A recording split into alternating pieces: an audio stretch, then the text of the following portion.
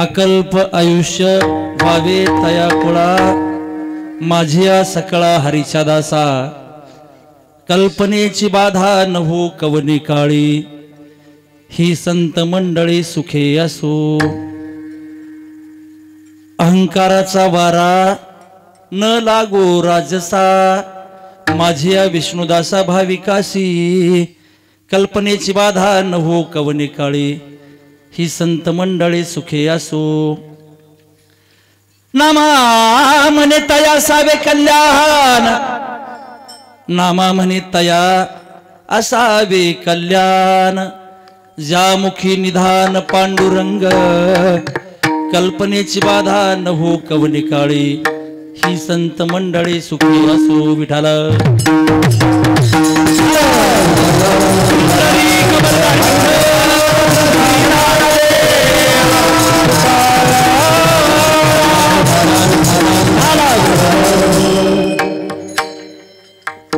समचरण सरोजम सांद्रणीलांबुदाभम जगननिहित पारिमंडनम मंडनानाम तरुण तुलसीमाला कंधरम कंजनेत्रम सदय धवलसं विठ्ठलं चिंतयामि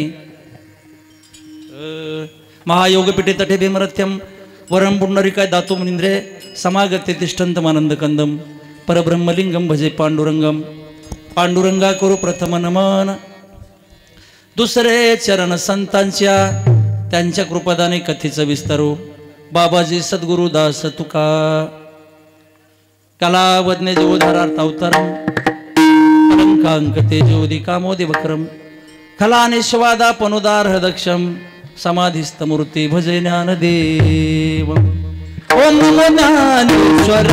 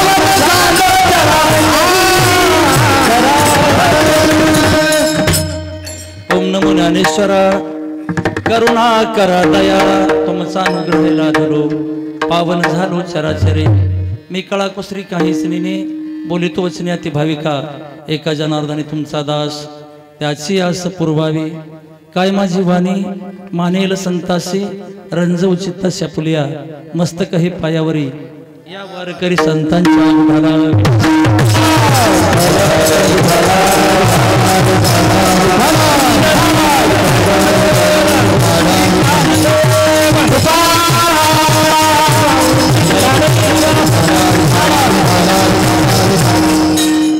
अकल्प आयुष्य व्हावे तया कुळा माझिया सकळा हरीच्या दासा कल्पनेची बाधा न हो कवनी काळी ही संत मंडळी सुखी असो प्रस्तुत प्राप्त प्रसंगी प्राप्त स्थळी सेवेकरता घेतील अभंग भगवान पंढरीश परमात्म्याचे लढिवाळ भक्त संत शिरोमणी नामदेव महाराज यांच्या गाथेतील 4 चरणाचा सर्वांच्या परिचयाचा आणि रोज नित्य पाठामध्ये म्हणला जाणारा अभंग आहे बरोबर आहे का हा अभंग म्हणल्याशिवाय शेवटच होत नाही भाजनाचा बरं रोज म्हणावा लागणारा सगळ्यांचा पाठ त्याच्यामुळं टाळकऱ्याचा तर पाठ आहे भजनवाल्याचा पाठ आहे पण बसलेल्या लोकांचा सुद्धा कानपाठ आहे बरं का असा प्रसिद्ध अभंग आहे भक्त शिरोमणी नामदेव महाराज या अभंगातून भगवंताकडे विशेष प्रकारची सुंदर अशी मागणी करतात हे भगवंता समाजामध्ये चांगल्या माणसाची गरज आहे संताची गरज आहे साधूची गरज आहे साधू जर समाजामध्ये राहिले संत जर समाजामध्ये राहिले तर समाज स्थिर राहतो समाज शांत राहतो आणि या ठिकाणी शांतता आणि सौख्य नांदतं म्हणून चांगल्या माणसाची संताची साधूची गरज आहे।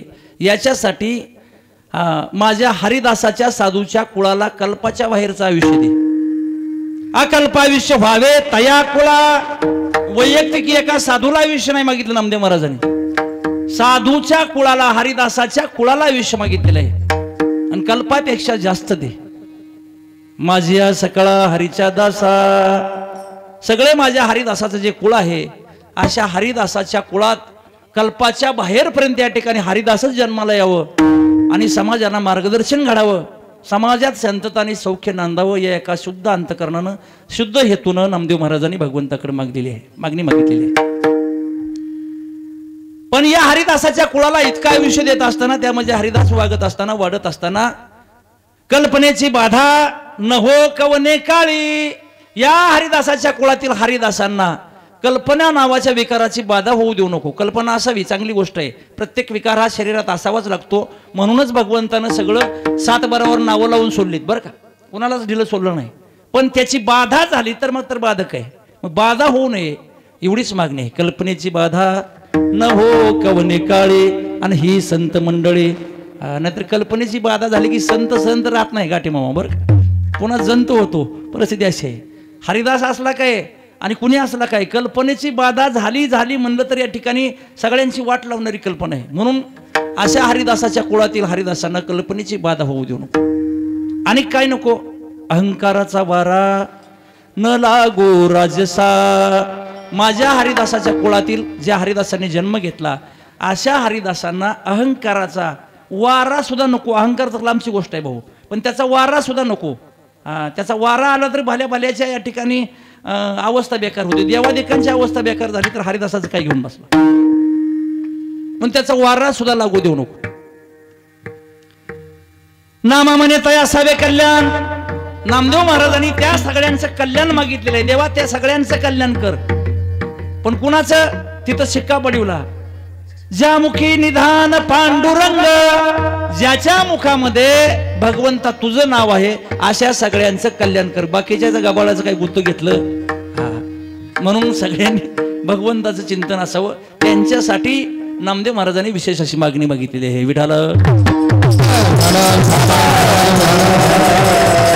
अभंगाच्या भावार्थाला स्पर्श करण्याच्या अगोदर अल्पसा परिहार तो असा मौजे लाडोळे या श्री संत सदानंद महाराजांच्या पावनभूमीमध्ये त्यांच्या कृपाशीर्वादानं वास्तव्यानं पुनीत झालेल्या नगरामध्ये आदरणीय हरिभक्तपरायण आमचे दत्ता काका गुंडू महाराज यांच्या माध्यमातून, शशिकांत भाऊंच्या माध्यमातून त्यांचे सर्व सहकारी, त्यांना उत्तेजन प्रेरणा देणारे सगळे, या ठिकाणी सहकार्य करणारे सगळे त्यांचे मित्रमंडळी, त्यांच्या म्हणजे जवळचे सगळे त्यांना सपोर्ट करणारे, अशा सगळ्यांच्या माध्यमातून गेली 11 वर्षे चालत असलेला हा हरिनाम यज्ञ सोहळा हे वर्ष 12वं आहे।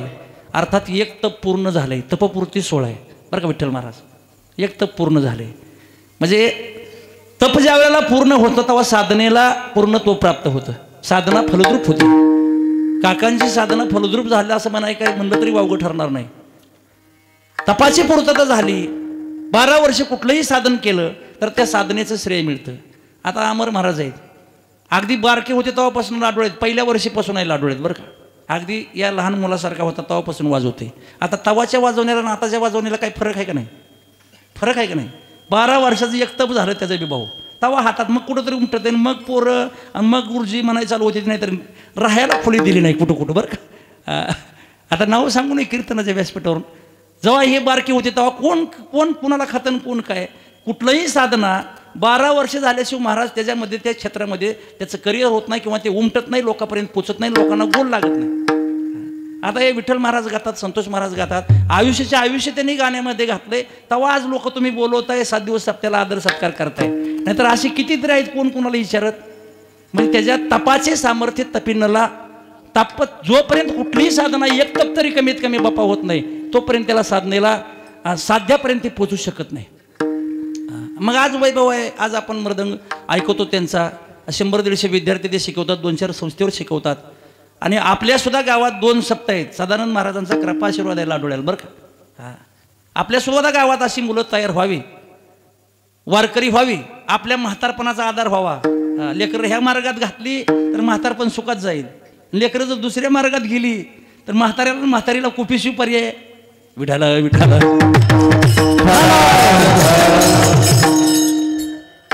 तपपूर्ती सोहळा आहे काकांच्या माध्यमातून असेल, शशिकांत महाराजांच्या माध्यमातून असेल, सर्व या ठिकाणी त्यांना सहकार्य करणारी पहिल्या वर्षीपासून असणारी सर्व साधक मंडळी असतील. या सर्वांच्या आदरणीय उपस्थितीमध्ये या वर्षीचा सप्ताह पूर्णत्वाला जातोय. आज हे जागराचं कीर्तन आहे, संध्याकाळचं शेवट कीर्तन आहे, उद्या काल आहे. या सप्ताहाच्या अनुषंगातून आदरणीय अमर महाराज असतील, आदरणीय रोहित महाराज पंचाळ त्यांचे विद्यार्थी आहेत, तर का अमर महाराजांचे काही विद्यार्थी आहेत, संतोष महाराज आहेत, विठ्ठल महाराज आहेत परभणीकर, सुंदर गायन तुम्ही त्यांचं ऐकलेलं आहे. अगदी सुंदर आमचे मानेगावचे स्पीकरवाले आहेत, त्यांनी 7 दिवस या ठिकाणी मंडप सुंदर मारलेला आहे, सिस्टीम अगदी सुंदर लावलेली आहे. आणि सगळ्यात महत्त्वाचं म्हणजे अख्ख्या महाराष्ट्रभर ज्यांच्यामुळं होणार आहे ते आमचे कृष्णादादा यूट्यूब चॅनलवाले बरं का, त्यांच्यासाठी एकदा टाळ्या वाजवा. तुम्ही सगळे दिसणार टी व्हीवर मोबाईलवर, कुणाच्या बिगारच्या घरी बघा, अडचण नाही. हा आपण मेलं तरी ही आपली क्लिप बरं का भाऊ राहणारच आहे, आपले नातू पण तू बघतील पुन्हा. एकदा यूट्यूबवर सोडून दिलं की काम झालं, किती वर्षानं तुम्ही बघू शकता. असं ज्यांच्या माध्यमातून काम झालेलं आहे ते आमचे कृष्णदादा, त्यांचं या ठिकाणी ऋण व्यक्त करतो. सुंदर असं या ठिकाणी 7 दिवसाची कीर्तनं आपला सप्ताह अजरामर त्यांनी केलेला आहे. आमचे पेटी मास्तर वाकडीकर महाराज तेही सुंदर या ठिकाणी साथीला आहेत. सगळं आधी सगळं सुंदर आहे, वेळ आपल्याकडे कमी आहे, अगदी 1 तासाचा वेळ आहे. आणि 1 तासामध्ये आजचं हे जागराचं कीर्तन, अर्थात वारकरी संप्रदायाने काही दंडक केलेले आहेत, काही अलिखित नियम आहेत, लिहिलेलं कुठंच नाही पण नियम आहेत वारकरी संप्रदायाला. काय नियम आहे? सप्ताहाचे नियम आहेत. सप्ताहाच्या आरंभाला भगवंताचं नाव असावं, रूप असावं, ध्यान असावं, मध्ये भक्ती ज्ञान वैराग्य असावं. आणि आजच्या दिवशी 6 दिवस जी आपण सेवा केली बरं का, मग त्यात नवनाथ ग्रंथाचं पारायण आहे, हरिपाठ आहे, काकडा आहे, गाथाभजन आहे, कथा कीर्तन प्रवचन आहे, ही रात्रंदिवस जो नावाचा उच्चार चालला आहे त्याचं या ठिकाणी मोबदला म्हणून आज 7व्या दिवशी आपल्याला भगवंताकडे मागण्याचा अधिकार आहे. 7 दिवस काम केलं, बाजारच्या दिवशी बुधवारी पगार मागायचा अधिकार आहे. महिनाभर कंपनीत काम केलं, महिना भरल्यावर महिन्याची पगार घ्यायचा अधिकार आहे. कामच केलं नाही आणि पगार मागाय गेला, देईल का? हा, म्हणून समर्पण असावं लागतं तेव्हा मागण्याचा अधिकार येतो. आपण 6 दिवस समर्पण केले, असा 7वा दिवसही समर्पित केलाय, म्हणून आज आपल्याला मागण्याचा अधिकार आहे. म्हणून वारकरी संप्रदायाचा दंडक आहे, आपण सप्ताहाच्या शेवटचं संध्याकाळचं कीर्तन हे मागणीच असावं आणि देवाला मागावं. आपण जी सेवा केली त्या बदल्यात देवाला मागावं. आज मागितलं की उद्याच्याला आपल्याला काल्याच्या रूपानं प्रसाद मिळणार. प्रसाद आहे सर्व दुःखांना मानेरू सुखून जे आहे ते, सगळ्या दुःखाचं मग निवारण होणार. प्रसाद मिळाला की भाग गेला शिन गेला, अवघा झाला आनंद. आज मागायचं आणि उद्या काल्याच्या रूपानं प्रसाद आपल्याला मिळणार, ग्रहण करणार. याच्यासाठी आजचं मागणीचं कीर्तन विठाला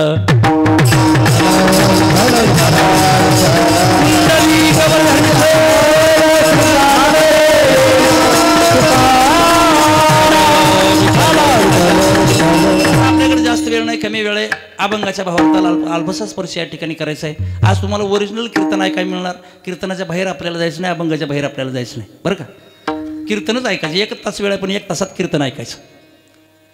संतांच्या कोष्टकात मागणं बसत नाही बरं का. पहिली गोष्ट, संतांच्या कोष्टकात मागणं बसत नाही. दुसरी गोष्ट, मागणारे देवाला आवडत नाही आणि संतालाही मागणं आवडत नाही. भिक्षापात्र अवलंबीने जवळ जिने धिकत्याचे संतांचे अभंग आहेत. जो मागतो त्याचा धिकार असो, त्यानं न जगलेलं बरं. संतांनाही मागणं आवडत नाही आणि देवालाही मागणं आवडत नाही, तरी सुद्धा मागण्याच्या प्रकरणातले सगळ्या संतांचे अभंग आहेत. का? त्याचं कारण आहे, संतांनी इतकी सेवा केली, देवाला ऋणी करून ठेवलंय आपल्या सेवेमध्ये. देवाला आपल्या सेवेमध्ये त्यांनी बांधून ठेवले, ऋणी करून ठेवले. संत जर देवाकडे गेले तर देवाला असं वाटतं ह्यांनी आजच्या दिवस तरी काहीतरी मागावं आणि थोडं आपल्या डोसक्यावरचं कर्ज कमी करावं. मागण्याची आस पाहे मुखाकडे, चिंतिल्या रोकडे मनोर. देव संताच्या तोंडाकडे बघतो, आता तरी काहीतरी मागा. नामदेवा, तुकोबा, ज्ञानोबा, आता तरी काहीतरी मागा. पण संताची रीत असं आहे, काही मागावे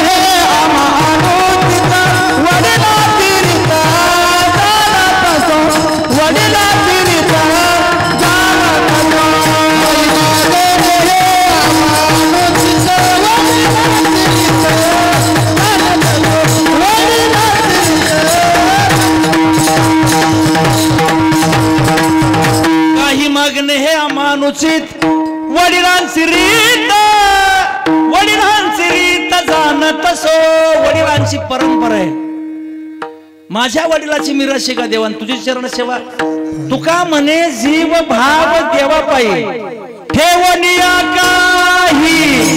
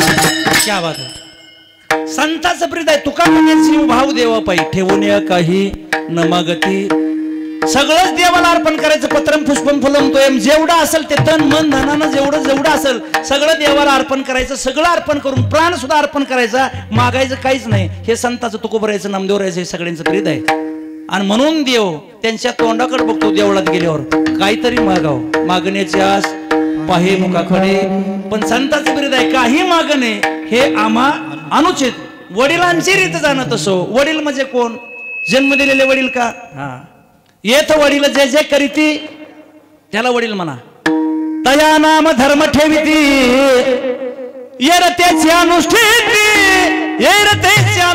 सामान्य सकळ आपल्या परंपरातले जे जाणकार असतात मोठे असतात मार्ग लावणारे मार्गदर्शन करणारे असतात त्यांना वडील म्हणा विठाल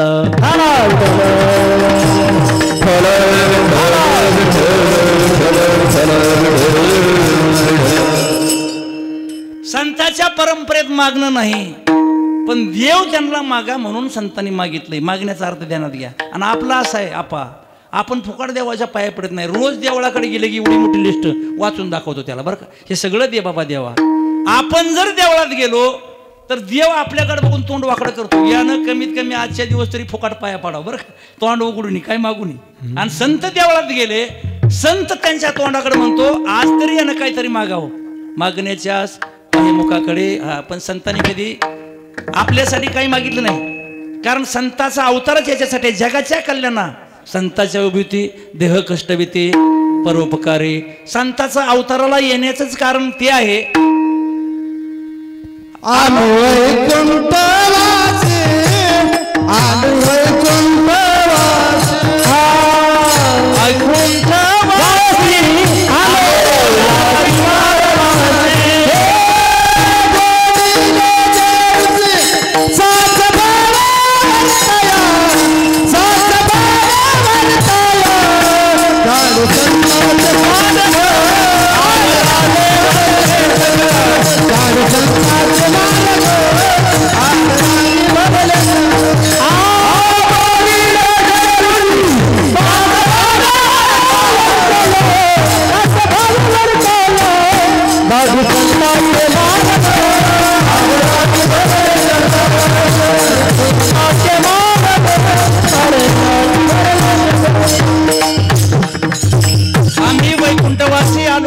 कारण अशी बोलिले जे ऋषी साच भावे वर्ताया झाडू संताचे मारक आडराणी भरले जग आडराणात उशिष्टाचा भाग शेवू म्हणे या लोकांना सन्मार्गाला लावण्यासाठी संत आले किंबहुना लोकांवर उपकार करण्यासाठी येथे उपकारासाठी आले गरजा वैकुंठी केले उपकार सांगू मी काय बाप न करी ऐसी माय धर्मे त्यांचे देखिले पाय दिले अखया भयदान गा उजलावया लो माता राखो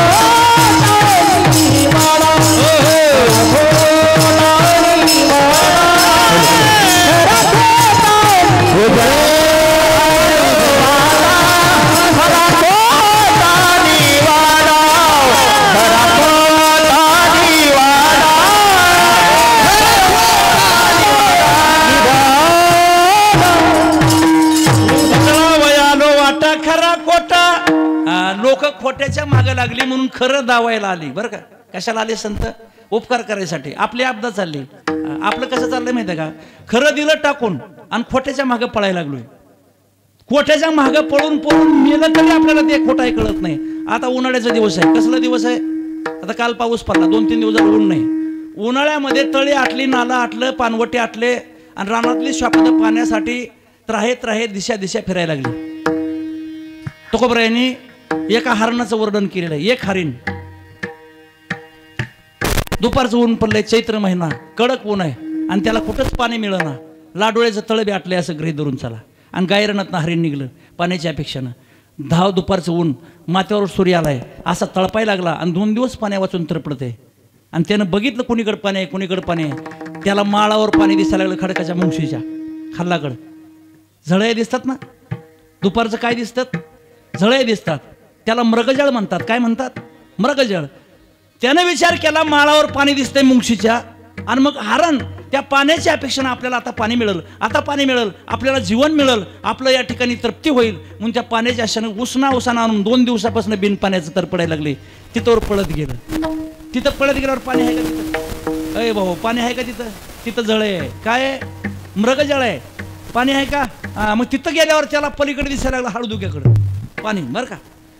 असं पळाल्यानंतर किती पळाल्यानंतर त्याला पाणी मिळेल?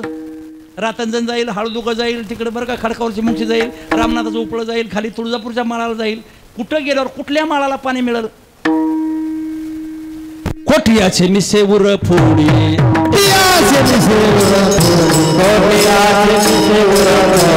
मृगजळ दिसे सातपणा ऐसे,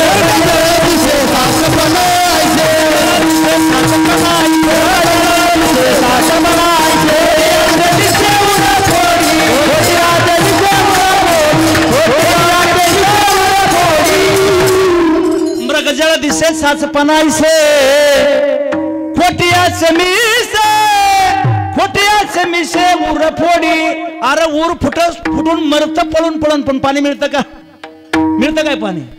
तिकडं सावळ्याच्या माळाला गेलं तरी पाणी मिळत नाही उन्हाळ्याचं. नुसतं मृगजळ असतं.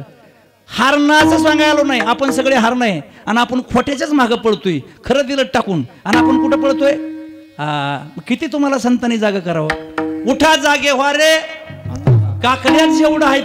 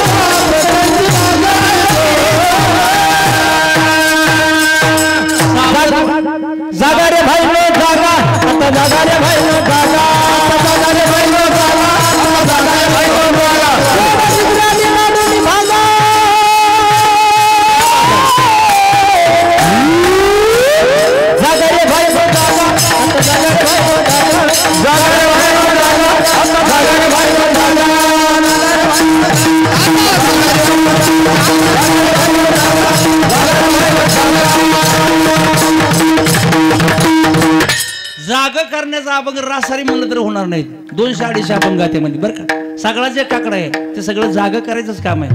संतांनी नुसतं तुम्हाला जागा केलाय का? देवालाही जागा केलं ना. उठा साधू संत साधा आपुले, इकडे संतालाही जागा केलं, तिकडे जाऊन देवालाही जागा केलं.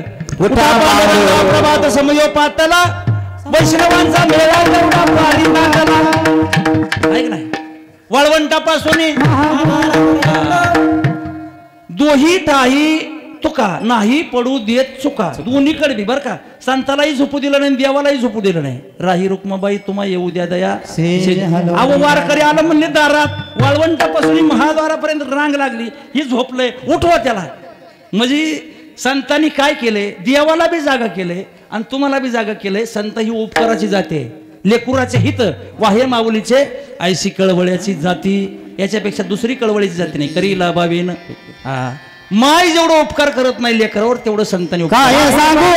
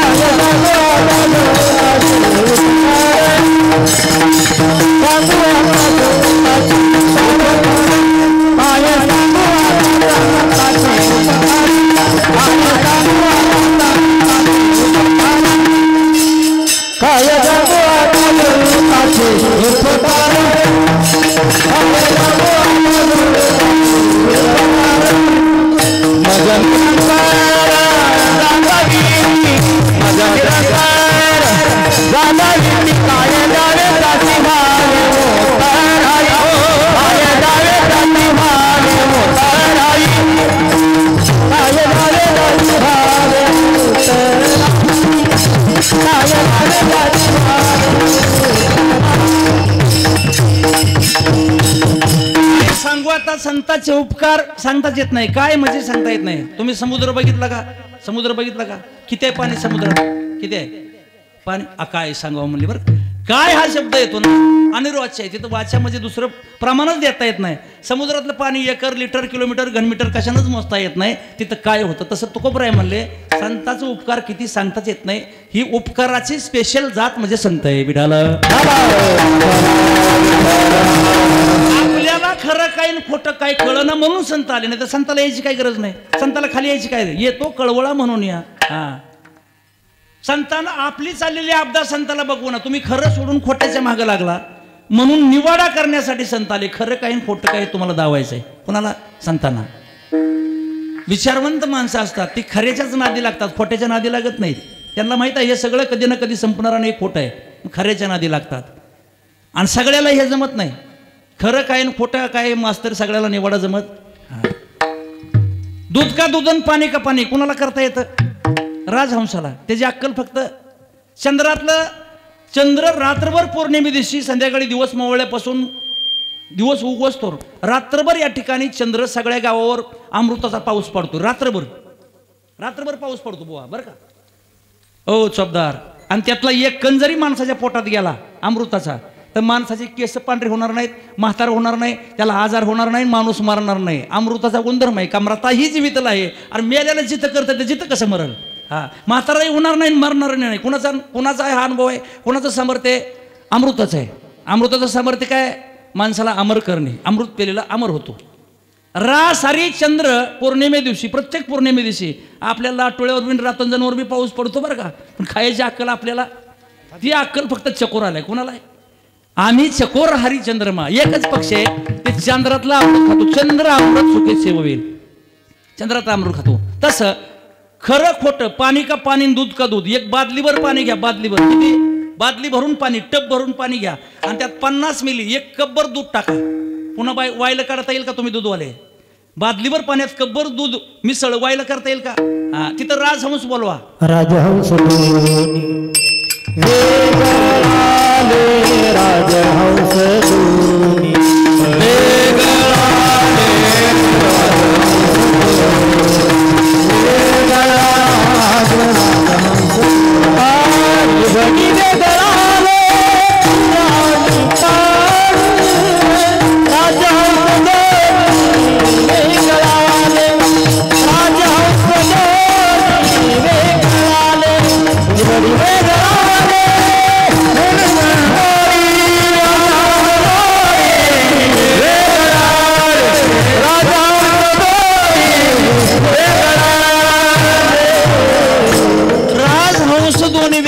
फक्त एकाच पक्षाला अक्कल दिली, त्याचं नाव आहे राजहंस पक्षी. बादलीवर पाण्यातलं 50 मिली दूधच चोच बुडवले की बाहेर काढून घेतो. दूध आणि पाणी निवडी राजहंसाची. आणि तुकोबराय सांगतात, ज्ञानोबराय सांगतात, राजहंसा पुढे चाचूचे अंगरडे निवडी जेवी झगडे, निवडी जेवी झगडे क्षीर निराचे. क्षीर आणि नीर म्हणजे पाणी, क्षीर म्हणजे दूध. दोन्हीचा निवाडा करायला फक्त राजहंस कारणीभूत आहे. सगळ्याला जमतंय का? हा तुझं ज्ञान विज्ञान तैसे वाटून देऊ बरं का. चाचूचे नि सांडसे दुसरी वेळ ज्ञानोबरायची. निवडी पाणी पै राजांशे तुझं ज्ञान विज्ञान तैसे वाटो देऊ. ज्ञानोबरायांनी 16व्या वर्षी ज्ञान बी सांगितलं आणि विज्ञान बी सांगितलंय. जसं राजहंसाची आणि म्हणजे चोच पाणी आणि दूध वेगळं करते तसं खरं काय आहे जगात आणि खोटं काय आहे हे संत सांगाय आले. पण तुम्ही खऱ्याच्या नादी लागतच नाही. तुम्ही सगळी कुठं खोट्याच्याच नदी का. तुम्हाला खोटंच खरं वाटायला लागले. खोटंच काय वाटायला लागले खरं वाटायला लागले. दुपारच्या पारी 10 वाजता एक पीठ माग्या गोसावी भागड्या कापडातला गावात शिरला. लाडोळ्यात शिरला आणि ते पीठ मागत असा गल्ली गल्ली फिरत होता. असं इकडल्या गल्लीला दाता महाराजाच्या गल्लीला जाताना असा वाडा आमच्या शशिकांत महाराजाच्या वाड्यासारखा बारकली क्रू 2 वर्षाचं ₹2 रुपयाचा ठोकळा घेऊन दुकानला निघालं आणि नेमकं त्या उंबरीत ठेस काढून पडलं. ते काँक्रीटचा रस्ता समोर आहे. रस्त्यावरनं 2 रुपयाचा ठोकळा गरगळत गेला. आता ते लिकरू त्या ठोकळ्याकडे बघत पुन्हा बुवा आलता पीठ माग्या आणि नेमका बुवा पशी जाऊन पडला. बुवा म्हणला ह्याला काय टाबराला कळतंय बारकं तर आहे. दिला पाय रुपयावर बरं का ठोकळ्यावर 2 रुपये ठोकळा होता. म्हणजे बुवा म्हणला निदान बिडीचा तर खर्च निघाला आजचा. 2 रुपयाला बिडीचा काटा 2 रुपयाचा ठोकळा म्हणला दाबावा. दाबला पायाखाली. जाणती माणसं असते तर सोडून दिला असता. जाऊ दे बुवाची वासना फिरली 2 घेऊन जाईल बरं का. अनेक देव काय धापच म्हणला असता. पण बारकी लेकरं कुणाला काही सोडित नाहीत. त्यानं ते बघितलं बुवानं ढापला म्हणला आपला ठोकळा आणि त्यानं तिथनंच हाक मारली. आई किचन मध्ये स्वयंपाक करून का रे बाळ्या बघ ना मला त्या पीठ माग्या बुवानं माझा रुपया ढापला ठोकळा ढापला. आई खानदानी हुशार होती बरं का. तिनं सांगितलं असा काय रुपया निघायचा नाही. पण तिनं पुढी सुलली आतनं. बाळ्या बुवानं ढापला तर रुपयाचा ठोकळा ढापू दे म्हणले. का तो खोटा ठोकळा आहे चालत नाही. काय म्हणले बुवानं ऐकलं. बाई बोललेली कुणी ऐकलं. इतक्या वेळ बुवा रुपया हाणायच्या नादात होता. त्याच्यावर पाय देऊन उभा राहिला होता. पोरगं गेले की आपला रुपया उचला. पण जेव्हा बाईचा शब्द ऐकवाला रुपया खोटाही चालत नाही दुकानात म्हणल्या पाय काढलं चालायला लागले बरं कळलं का. आता गोष्ट बाजूला ठेवा. आता किती वेळ रुपयावर पाय ठेवून कशा पाय उभा राहिला होता. रुपया आपल्याला बिडीला होईल म्हणून तो उभा राहिला होता. पण जेव्हा खोटा हे रुपया कळलं गपचिप त्यानं पाय काढला निघून गेला. पोरगा आलं ठोकळं घेतलं 2 रुपयाचं कुरकुरानं खात बसलं बरं का. तसं आपल्याला संसार हा खोटा असणारा खरा वाटतो. लटिका व्यवहार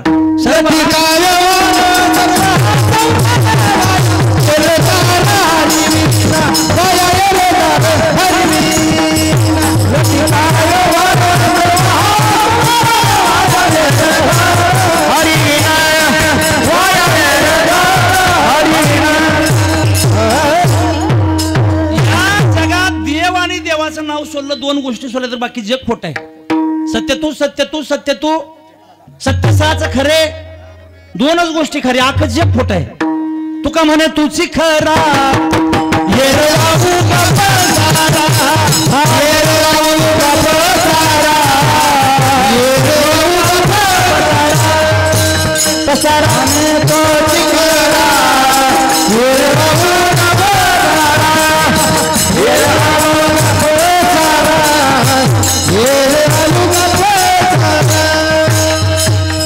म्हणून नामदेव महाराज म्हणले संत जागा करायसाठी येतात. संत नसेल तर या जगाचा लवकर एंड होईल शेवट होईल. मग संताचं कुळ राहणं गरजेचं आहे जगात बरं का.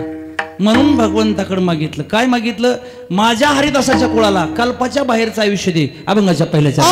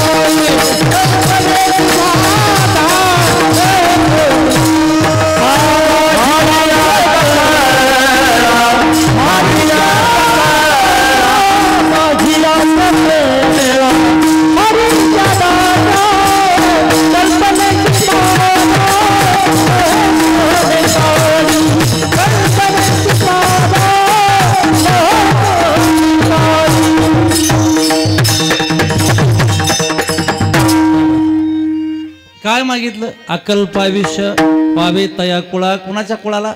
हरिदासाच्या कुळाला कल्पाच्या बाहेरचं आयुष्य दे.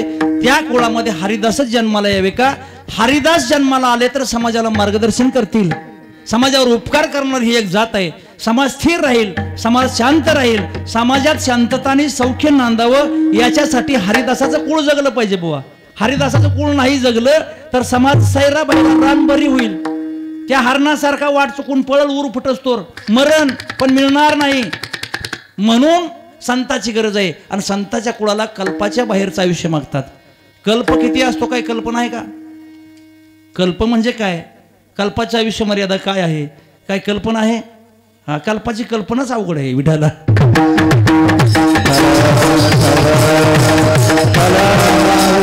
कल्प म्हणजे फार मोठा आहे, फार मोठा आयुष्य.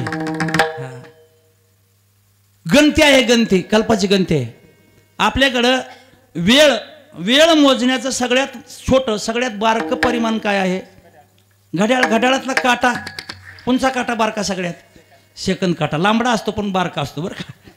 सगळ्यात बारका वेळ, कमीत कमी वेळ म्हणजे किती आहे? 1 सेकंद. कमीत कमी वेळ कुठला आहे? सेकंद आहे.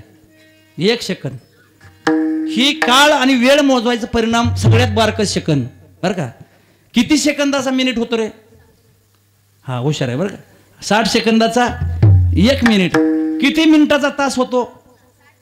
1 तास. किती तासाचा दिवस होतो? वा वा वा, लयच हुशार आहे. कुठल्या शाळेत जाते? छान आहे, छान आहे बरं. मेमरी चांगली आहे त्याची. हा, 24 तासाचा 1 दिवस बरं का. किती दिवसाचा आठवडा होतो? 7 दिवसाचा आठवडा. 15 दिवसाचा काय होतो? 15वाडा बरं का. 30 दिवसाचा काय होतो? काय होतो? बोला चाल. बरोबर आहे, खोटं नाही, खरं आहे ते उत्तर बरोबर आहे. 30 दिवसाचा वेळ मोजायला लागलो आपण. वेळ कल्प बघायचा आपल्याला. कल्प कळला की कीर्तन कळलं बरं. 30 दिवसाचा 1 महिना. 60 दिवसाचा 2 महिने. 60 दिवसाचा काय असतो बरं का? 30 दिवसाचा 1 महिना, 60 दिवसाचा 2 महिना. 2 महिने नाही बरं का. 60 दिवसाचा 1 ऋतू असतो. ऋतू. आपली हिंदू संस्कृती, हिंदू पंचांग आपल्याला कळायला पाहिजे बरं का. वर्षात 6 ऋतू असतात. ऋतू माहीत आहेत ना तुला? हां, ऋतूची नावं माहीत आहेत? शरद, वसंत, शिशिर, ग्रीष्म, हेमंत आणि वर्षा. किती ऋतू झाले? 2 महिन्याला 1 ऋतू असतो. 60 दिवसाचा 2 महिने होत नाही. ते म्हातारी सांगाल बरं का. 60 दिवसाचा 2 महिने होईल. 60 दिवसाचा 1 ऋतू असतो. काय असतो? शाळेत जाणार आहे, कळतं ना? हे ध्यानात ठेवा. आपलं पंचांग आहे, कॅलेंडर आहे. 60 दिवसाचा 1 ऋतू होतो. 60 दिवसाला ऋतू बदलतो. वर्षात 6 ऋतू होतात. किती ऋतू असतात? 6 ऋतू. 2 महिन्याला 1 ऋतू असतो. ते परिमाण आहे वेळ मोजण्याचं. 1 ऋतू बदलला, 2 महिने पूर्ण झाले. हा, 6 महिन्याचं काय असतं? 6 महिन्याचं 2 महिन्याचा ऋतू. 6 महिन्याचं आयन असतं. आयन, उत्तरायण आणि दक्षिणायन. 2 आयन आहेत वर्षामध्ये. किती असतात आयन? आणि 12 महिन्याचं काय होतं? 1 वर्ष होतं. 12 वर्षाचं काय होतं? हा, 1 तप होतं. आता ही तपपूर्ती शोध आहे. 12 वर्षाचं 1 तप होतं. आपल्याकडे 12 वर्षातनं कुंभमेळा भरतो. भरतो का नाही? हां, भारतामध्ये 3 ठिकाणी कुंभमेळा भरतो. 12 वर्षातून एकदा सूर्य सिंह राशीमध्ये प्रवेश करतो. कुठल्या राशीमध्ये? सिंह राशीमध्ये. त्याला सिंहस्थ पर्वणी म्हणतात. कुंभमेळा भरतो. अलाहाबादला भरतो, उज्जैनला भरतो आणि महाराष्ट्रात एक ठिकाण आहे त्र्यंबकेश्वर, नाशिकला भरतो. विठाला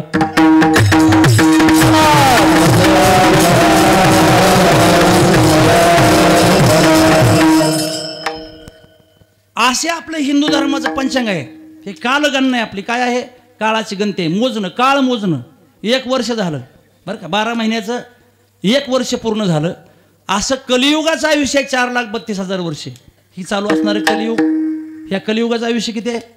4,32,000 वर्षे. माझ्याकडे बघा, आताशी कलियुगाला जन्माला येऊन 5,117 वर्षी पाडव्या दिवशी पूर्ण झाली. 5,100. माझा कली आताशी फक्त पोटावर रांगायला लागलाय. कसा करायला लागलाय? आणि त्याला चांगलं वंगळ काहीच कळत नाही, निस्तार रांगायला लागलाय. त्याचं एकूण आयुष्य 4,32,000 वर्षाचं आणि आता 5,117 वर्षे पाडव्याला पूर्ण झाले. 18व्या वर्षात पदार्पण केले. 5,100. म्हणजे 4,27,000 वर्षे आणि त्याचं आयुष्य शिल्लक आहे. आता निस्तार रांगायला लागलाय. तरी माणसं माणसात राहिनाची बरं का. सप्त्याच्या मंडपात 1 बोललं, मंदिराकडे 3रं बोलतील, चौकात 4थं बोलतील, वैरागमध्ये जास्त कुठं दिवा लावतील काय सांगता येत नाही बरं का. का सांगितलं हे? इतकं बारकाय तरी इतक्या खोड्या करते.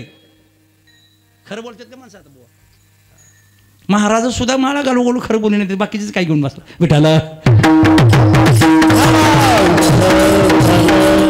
कुठं आहे महाराज? हाय म्हणले लाडोळ्याच्या कीर्तनात. बरं का, नसलं तरी मध्ये ढाकाणून सोडतात. बरं म्हणजे परिस्थिती अशी आहे, कली निस्ता आणि बारका आहे. चला पुढं. हे कलियुगाचा विषय तुम्हाला कल्प सांगायचा आहे. काय सांगायचं आहे? कल्पाची कल्पना आली कीर्तन झालं. बरं का, किती आयुष्य मागितलं नामदेव महाराजांनी हरिदासाच्या कुळाला? कलियुगाचा विषय 4,32,000 वर्षे. त्याच्या दुप्पट द्वापर युगाचा विषय आहे. 432 अधिक 432 किती झाले? 8,64,000. पाडाचा आहे 432. बरं का, आयुष्य मर्यादा वाढत गेली युगाची. 8,64,000 हे द्वापर युगाचा विषय आहे. कलियुगाच्या तिप्पट त्रेतायुगाचा विषय आहे. 432 432 432 किती झाले? घरी गेल्यावर हिशोब करा. बरं का, विठाला विठाला. 12,96,000 वर्षे. 12,96,000 वर्षे त्रेतायुगाचा विषय आहे. आणि कलियुगाच्या चौपट कृतयुगाचा विषय 17,28,000 वर्षे. 17,28,000 वर्षे अधिक 12,96,000 वर्षे अधिक 8,64,000 वर्षे अधिक 4,32,000 वर्षे मिळून इज इक्वल टू किती झाले? 43,20,000 वर्षे. चारी युगाचा आयुष्य किती झाले? माझ्याकडे बघा. चारी युगाचा आयुष्य 43,20,000 वर्षाचा आयुष्य झालं. ही चारही युग एकदा येऊन गेली, एक महायुग होतं. एक महायुग. चार युग एकदा येऊन गेली, एक महायुग झालं. असली 71 महायुग झाली. किती किती? 71 महायुग झाली की एक मनवंतर पूर्ण होतं. ही कालगणना आहे आपल्यातली, कालगणना वेळेचं माप आहे. किती महायुग? 71 महायुग झालं, एक मनवंतर पूर्ण होतं. मनु म्हणजे इंद्र. मनु म्हणजे काय?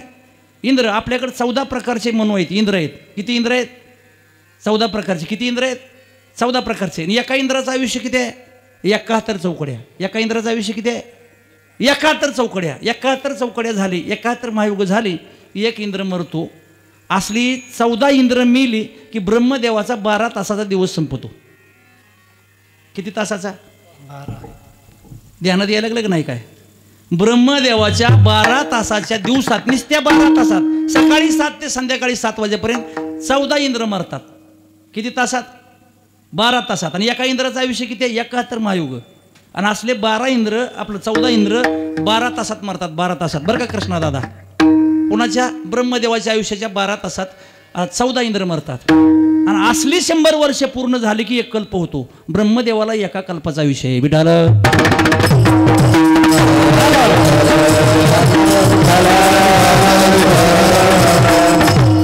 कल्पाची कल्पना आली का नाही तुम्हाला? 12 तासात 14 इंद्र मरतात. तेवढीच मोठी रात्र आहे ब्रह्मदेवाची. आणि एक कल्पाचा आयुष्य ब्रह्मदेवाला आहे. असलं 100 वर्ष पूर्ण झाली की त्याला एक कल्प म्हणतात. इतकं आयुष्य मागितले कोणाला? हरिदासाच्या कुळाला. बरं, इतकं म्हणजे ह्याच्या पुढचे आयुष्य आहेत आपल्याकडे. काय एवढंच? ही ब्रह्मदेवच लय मोठा आयुष्याचा मला काय असं समजू नका. हे जे बाप आयुष्य आहेत बरं का, तुम्हाला असल्या उकाड्यात सुद्धा थंड वाजून येईल त्याचे आयुष्य गणता ऐकल्यावर. बरं का, नामदेव महाराजाच्या गात्यामध्ये विठ्ठल महाराज एक अभंग आलेला आहे. नामदेव महाराजांनी मनाला उपदेश केलेला आहे. मनाला, जनाला नाही, मनाला. अरे मना शोक करीशी किती. चौकडी अभंग आहे. आयुष्य भविष्य नाही तुझे हाती, हे तो वायाची धन संपत्ती अंती जाय झने. अरे मना शोक करीशी किती. मनाला शोक का करतो म्हणून मनाला समजवलंय कुणी? नामदेव महाराजांनी. काय शोक करायचा आहे? आयुष्य बी तुझ्या हातात नाही, भविष्य बी तुझ्या हातात नाही. पुढं काय होणार आहे तुला माहित नाही, मागं काय झालंय हे कळत नाही, तुझं किती दिवस शिल्लक राहिलंय म्हणून बी कळत नाही, आणि तुझ्या नशिबात काय काय भोगायचं तेही कळत नाही. काय करतो? अरे भले भले गेले. नामदेव महाराजांनी त्याच्या ध्रुपदेमध्ये हिरण्यकशिपूच्या आयुष्याची मर्यादा दिलेली आहे. हिरण्यकशिपूचं आयुष्य 1 अर्बुंद 60 कोटी देखा, 30 लक्ष 10 शास्त्र मापा, 7 शते 9 मास देखा, तया हिरण्यकश्यप काय झाले. हिरण्यकशिपूचं आयुष्य सांगितलं किती? 1 अर्बुंद 60 कोटी 30 लाख 10,700 वर्षे आणि 9 महिने. कसं होतंय? 1 अर्बुंद मध्ये 100 कोटी वर्षाचा. बरं का, 100 कोटी वर्षाचा 1 अर्बुंद. 100 कोटी वर्षाचे 1 अर्बुंद 60 कोटी 30 लाख 10,700 वर्षे आणि 9 महिने हिरण्यकशिपूचा आयुष्य. चला पुढं. तया हिरण्यकश्यपा काय झाले? एवढं जरी आयुष्य असलं तरी मियाला जगला नाही. त्याच्यासाठी ते शोक प्रकरणात मनाला उपदेश केलेला आहे. त्याच्या पुढे सांगितलं 14 चौकड्या लंका नाथा. रावणाला आयुष्य किती होतं? रामायणाचार्य. रावणाला आयुष्य किती? 14 चौकड्या, म्हणजे एक चारयुग एकदा गेली की एक चौकडी, अशा 14 चौकड्या. 14 चौकड्या लंकानाथा, 88 शस्त्र राया दशरथा, तेही गेले स्वर्गपंथा, मागे सर्वथा नुरलेची. 14 चौकड्याचं आयुष्य रावणाला होतं. आता ऐका बरं का गंमत, अद्भुत रामायणामध्ये थोडा विनोदानं किस्सा सांगितला. 14 चौकड्या रावणाला आयुष्य, आणि ब्रह्मदेवाच्या 12 तासात 14 इंद्र मरतात. एका इंद्राला 71 चौकड्याचं आयुष्य. एका इंद्राला किती असल्या 14 इंद्र 12 तासात मरतात. ब्रह्मदेवाच्या आयुष्याची आणि रावणाच्या आयुष्याची तफावत बघा. ब्रह्मदेव सकाळ सकाळ बहिर्देशाला चालू होतं उठल्यावर बरं का. तेव्हा बाथरूम नव्हती, हागंदारी मुक्त गावं नव्हती, तेव्हाचा किस्सा आहे बरं का. ब्रह्मदेव बहिर्देशाला चालले. मग चौकात बसलेली लोक म्हणले, देवा काय काय कळलं का तुम्हाला? म्हणजे मला काय कळलं नाही. काय झालं? ते म्हणले, लंकित रावण जन्मला म्हणते ती बरं का. कधी? संडासला जाताना. म्हणजे 10 मिनिटात आपला प्रोग्राम कोण माघारी आलं. 10 मिनिटात बाहेर जाऊन माघारी आलं. माघारी आल्यावर कट्ट्यावर बसलेली माणसं गोळका करून चर्चा करत होती. ब्रह्मदेवाला म्हणले, देवा तुम्हाला काय कळलं का? ती म्हणली, काहीच नाही, मी आताच आलो येड्या बाबळीतनं, काय कळायचंय मला. काय झालं? रावण मेला म्हणते ती, कळलं का? ब्रह्मदेवाच्या 10 मिनिटाच्या आयुष्यात रावण जन्मला, 14 चौकड्या आयुष्य जगला आणि मेला 10 मिनिटात. संडासनं जाऊन येतो, किती मोठा विषय. विठाला विठाला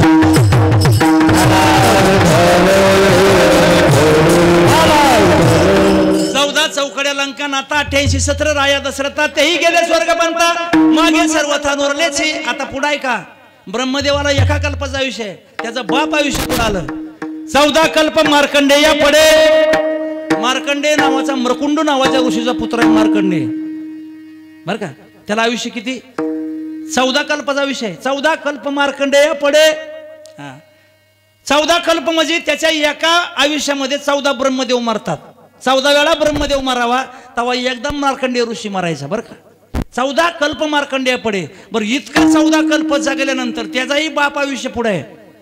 14 कल्प मार्कंडेय पडे तै बगदालब्याचे निमिष मोडे. बगदालब नावाचा ऋषी आहे. ऐ बरोबर, 14 कल्प मार्कंडेय जगून मिळाला की बगदालब ऋषीच्या आयुष्यातला निमिष संपायचा. निमिषाची काय कल्पना आहे का? निमिषाची गणती, निमिषाचं परिमाण शास्त्रात आलेलं आहे. निमिष कशाला म्हणायचं? किती वेळाचा निमिष असतो? डोळ्याची पापणी खालनं वर जायला जेवढा वेळ लागतो त्याला निमिष म्हणतात. विठाला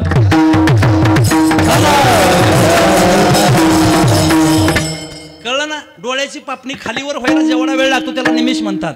14 कल्प मार्कंडेय पडे तै बगदालब्याचे निमिष मोडे. 14 कल्पाचा आयुष्य जगून मार्कंडेय मरावा तेव्हा बगदालब ऋषीचं नुसतं निमिष संपत आहे. आणि असली 100 वर्षाचा त्याला आयुष्य आहे. काय अंदाज लागतोय? कुठल्या कॉम्प्युटरमध्ये ह्याचा आकडा बसेल? किती वर्षाचा आकडा बसेल? काय बसत नाही. ही डोसक्याच्या बाहेरचा कॉम्प्युटर संगणकाच्या बाहेरचा हिशोब आहे. बगदालब असला आयुष्य जगून मरावा तैलो महर्षणाचा एक रोम झाडे एवढे गेले अरे मना.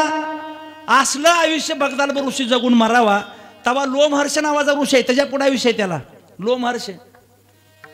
तै लोमहर्षणाचा एक रोम झडे. माणसाच्या अंगावर 2.5 कोटी रोमावळे आहेत. किती केस आहेत? किती चोपदार. मुजीद चालू उद्या बरं का, नाही तपास लागायचा. माणसाच्या शरीरावर 2.5 कोटी रोमावळी बाप्पा. किती? 2.5 कोटी. आणि या बगदालब ऋषी एवढा आयुष्य जगून मिळाला की लोमहर्षी ऋषीच्या अंगावरचा एक केस पिकायचा आणि गळून पडायचा. एक केस. केस किती आहेत सगळी? बोला पटापटा. 2.5 कोटी. ही सगळी 2.5 कोटी केस कवा काढायची ती कवा मारायचा? कळतं का? इतका आयुष्य कुणाला आहे? लोमहर्षी ऋषीला आहे. उगा आता ऐका तुम्ही बरं का. त्याच्याही पुढा विषय आहे. लोमहर्षणाशी पुरे मरणांत. नामदेव महाराज म्हणले त्याच्यावर बी जाऊ नको, त्याचे बाप आहेत पुढे बरं का. असा लोमहर्ष ऋषी सगळी केस गळून गळून पिकून मिळाला. तै वठांशाचे उपडे पिच्छ. वठांश नावाचा बगळ्याच्या रूपात, त्या बदकाच्या रूपात ऋषी आहे. तो बदक आहे वठांश. एकदाच बघाय बाबा त्याला. विठाल विठाल विठाल विठाल. असा लोमहर्ष ऋषी सगळे 2.5 कोटी केस पिकून गळून मिळाला की वठांश नावाचा एक ऋषी आहे. त्याचं फक्त एक पकाड उपसते, एक पक. त्याची सगळी पक कावा काढायचा आणि तो कधी मारायचा बरं का. वठवशाचा उपडे पिच्छ. त्याच्याही पुढे आयुष्य मर्यादा आहे. काकभृशुंडीचा एक दिवस. काकभृशुंडी नावाचा ऋषी आहे त्याच्या पुढं. ही सगळी पकाड उपसून हा वटवंश ऋषी मारावा तेव्हा काकभृशुंडी नावाच्या ऋषीचा एक दिवस पूर्ण होतो. किती दिवस? एक दिवस पूर्ण होतो.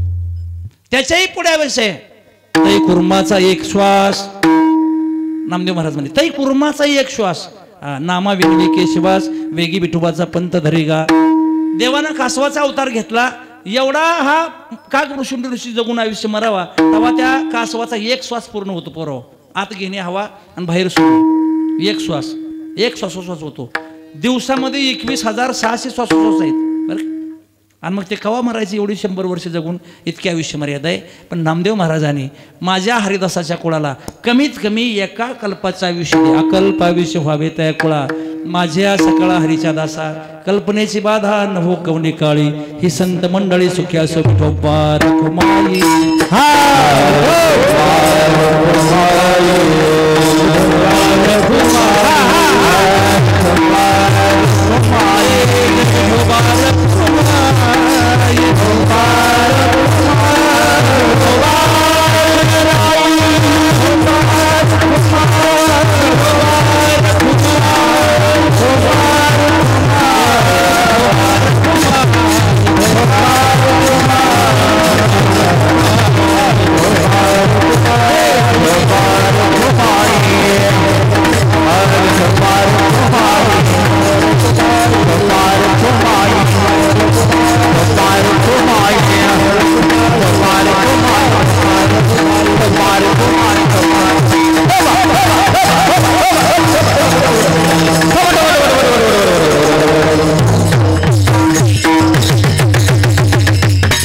अकल्पाय विश्वावे तया कुळा माझ्या सकळा हरीच्या दासा.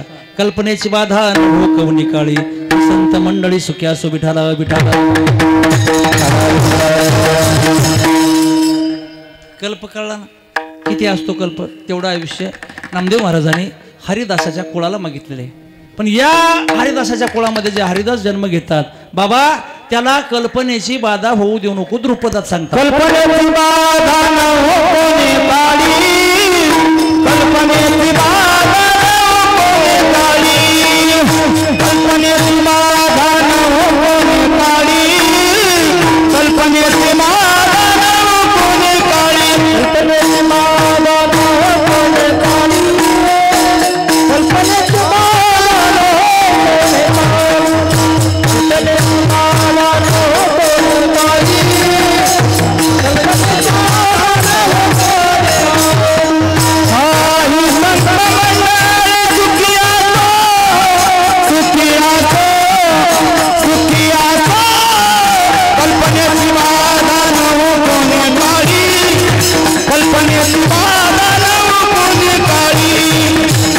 बाधा न होणे काळी कल्पनेची बाधा न होणे काळी ही संत मंडळी सुखी असो कल्पनेची बाधा न होणे काळी कल्पनेची बाधा न होणे काळी कल्पनेची बाधा न होणे काळी कल्पनेची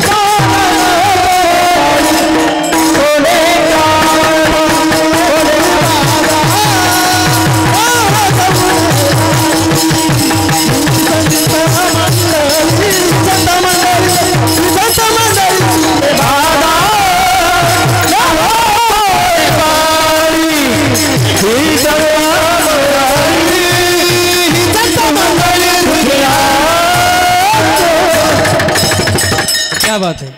कल्पनेची बाधा न हो कवने काळी ही संत मंडळी सुखे असो. नामदेव महाराज म्हणले देवा तू आयुष्य देशील पण हे बाकीचं बी लपून निस्तारावं लागते बरं का. जर एखाद्या हरिदासाच्या कुळातील हरिदासाला कल्पना नावाचा आजार झाला त्या कल्पनेची बाधा जर झाली तर ते कुळ संपुटात येईल. म्हणून कल्पनेची बाधा होऊ देऊ नको. आता कल्पना कशाला म्हणते ती ह्याची काही कल्पना आहे का. काही झोपायला लागले का तुम्ही. कल्पनेची कल्पना आहे नावाची कल्पना नाही बरं. विठाला विठाला लाडोळ्यात यंदाच एक जणाचं लगीन झालं बरं का. गावाकडे पोरगी मिळणं म्हणून त्यानं मुंबईचं शिंगरू आणलं. कुठलं आणलं. मुंबई राजधानी भवन आपलं महाराष्ट्राची आर्थिक राजधानी मुंबई आहे. तिला शेंगा भिमुगाला वर येते त्या का झाडावर लागतात हे कळत नाही बरं का. मुंबईच्या लेकराला काय करायचं आहे. मुंबईच्या लेकराला विचारलं दूध कोण देतो ते सरळ म्हणतं भैया देतो बरं का. नेमकं दूध कोण देतो. गाय देते म्हैस देते का भैया देतो. त्याला काहीच कळत नाही. मुंबईच्याला काय कळतं, गावाकडे काय चालतं ते काही कळत नाही. आणि असं नेमकं वैशाखात आता चालू महिन्यात लगीन झालं. हा वैशाखातला तडाखा, रानातली उन्हाळी कामं चालू. हे घरात चौघच, बाप लेक आणि त्या सासूना, नवीन लग्न झालेली सासू सून आणि सासू, दोन्ही नवरा बायको. त्यांच्या पोटी एकुलतं एक पोरगण. त्या पोराचं लगीन जमना म्हणून तिकडून आणले ते. झालं लगीन. कसं तर मोठा शेतीचा व्यवसाय, उद्योग, 12 भानगडी. आता नवीन लग्न झालेलं आणि मग लगी नवीन नवरी घरनं रानात कशी न्यावी ही परंपरा आहे आपल्याकडे. 4 दिवस जरा रुजावे लागते, मुरावे लागते, निभवून न्यावे लागते बरं का. दोघे सासा सोना घरी आणि बापले का आपलं पलटी नांगर झोपून शेत नांगरायला वैशाख महिन्यात आपलं त्यांचं रानातलं काम चालू. दोघं रानात गेले, दोघी सासू सोना दुपारच्या घरी. उकडायला लागलं म्हणून काय करावं सासू उठली, शेजारच्या घरी गेली गप्पा पाण्याला आणि सून उठली, खचून जेवली आणि जेवून आतल्या घरात झोपाई गेली. मग नवीन स्लॅबचं घर बांधलेलं, आता घर बांधायचं लई तडाखा उठला का, पोराची लग्नच होईनाची. हा अशी परिस्थिती आहे. काय बी करून घर बांधायला लागली लोक बरं का. वास्तव सत्य आहे का, घरदार चांगला असलं तरच बायको नाही, तर आता बायको नाही. आधी हागंदारी मग घर बरं हाय का बरं. ज्या पोरीला कोपटात राहायची पंचायत ती सुद्धा म्हणती बंगलवाले सुद्धा लगीन करीत नाही बरं. काय इलाजच नाही. पोराच्या बापांनी कर्ज काढू करू घर बांधायचा घाट घातला बरं. त्यानं बी नवीनच बांधलं होतं आणि त्या स्लॅबमध्ये ती गेली आणि ती झोपली. पण झोपल्या तिचं लक्ष वर लेंटलवर गेलं, माळ्यावर. त्या माळ्यावर काशी बोपळं असलं ठेवलं होतं, काशी बोपळं बरं. हा आणि ती वर तोंड करून झोपली. झोपल्या तिने विचार केला, बाबो एवढा मोठा काशी बोपळा. हा काशी बोपळ्याला बघून तिला कल्पना सुचली बरं. ती म्हणली आता जर इथं माझं एखादं बारकं पोरगं असतं आणि माझ्या कडेला झोपला असतं आणि झोपीत जर हा काशी बोपळा वर्ण निष्ठला असता आणि माझ्या लेकराच्या टोकऱ्यात पडला असता तर काय झालं असतं, लेकराचं काय झालं असतं, काय झालं असतं वाटलं ते मला. नेमकं काय मेलं असतं ना. हा हे बरोबर आहे बरं का. अहो एवढा मोठा काशी बोपळा बारक्या लेकराच्या टोकऱ्यात पडल्यावर लेकरू असतं काय, मेलं असतं. आणि लेकरू मेला अशी कल्पना केली, लागली बोंबलायला, लागली रडायला. हा बायाशीला रडू जवळ असतं, ॲलर्जिक प्रमाणे अनुवंशिकता असते. ती रडायला लागली रडायला. शिमूड पातळ झाला, मुसमुस रडायला लागली. एवढ्यात सासू शेजारनं आली. तिनं बघितली सून रडती. सासूच्या मनात कल्पना, तिला बी कल्पना सुचली बरं. तिला वाटलं लेकरू मुंबईचं आहे, शहरातलं आहे, गर्दीतलं आहे, त्याला हरणाची सवय, माणसाच्या गर्दीची सवय, वाहनाची सवय, खेड्यात करमत नसल, तिकडल्या मित्राचं ध्यान होत असेल, मैत्रिणीचं ध्यान होत असेल, गर्दीचं ध्यान होत असेल. मग ती एकटीच कशी रडायला लागली. ही गेली, हिनंही नाकाला पदर लावला, हिनं रडायला चालू केलं. दोघी सासाचं मिळून रडायला लागले.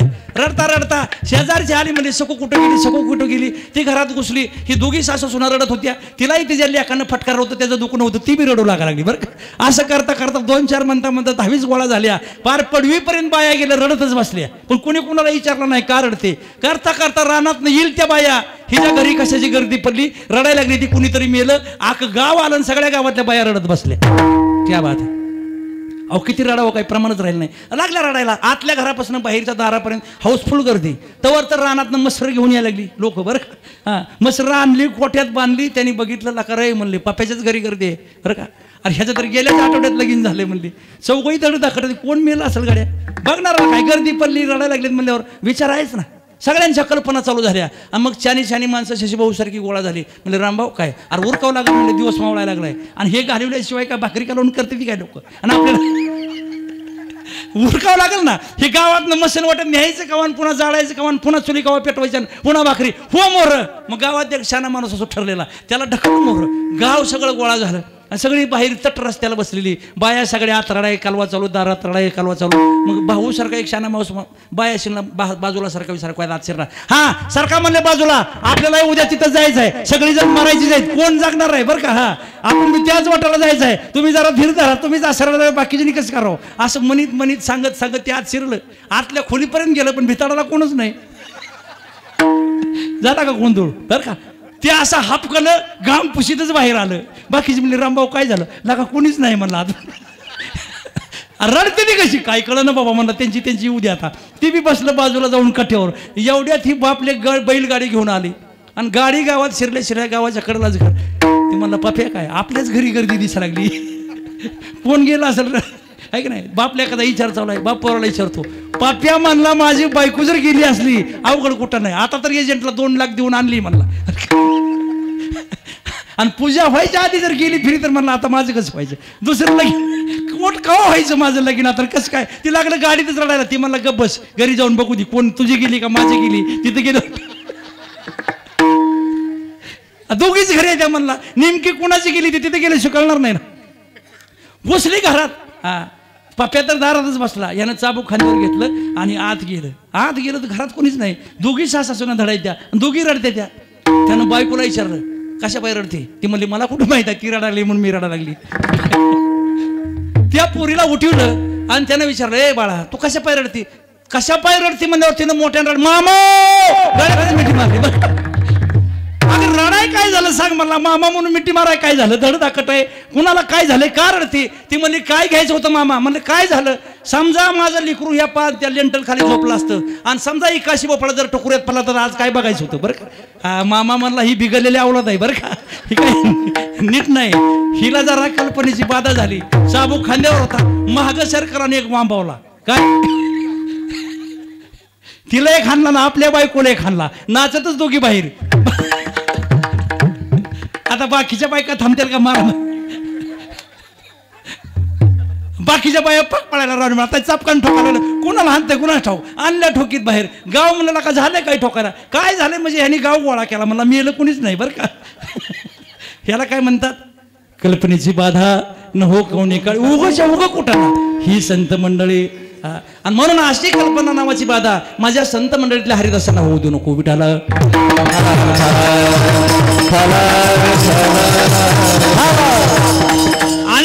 आणि काय नको.